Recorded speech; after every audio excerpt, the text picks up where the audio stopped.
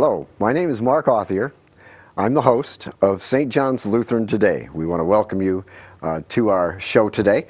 And we're going to be talking about why people go to church. I read someplace on the internet a quotation that says, "When life drives you to your knees, you're in the perfect position to ask God for help."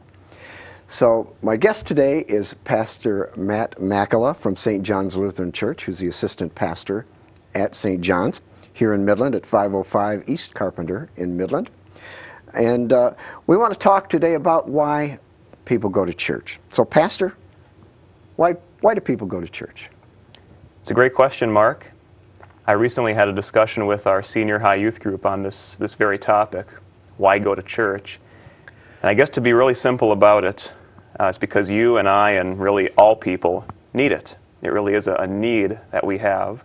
And the problem, we could spend the whole 30 minutes talking about this one issue, but the problem is that of separation from God.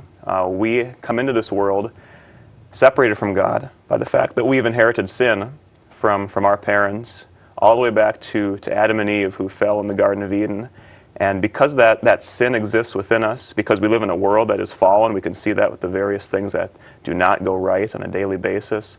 We actually need what worship can give, and we'll talk more about that in just a few minutes, I'm sure. So when people go to church, some people just call it church, and other people call it worship. What's worship? What's the definition of the word worship? It's a great question. When you think of worship, you think of something that you do, right? You know, I worship God, meaning I praise Him, I thank Him, things like that. And that really is the root of the word, to give someone their worthship. That's actually where that word comes from. But we see worship, biblically speaking, a little bit differently, actually. That first and foremost,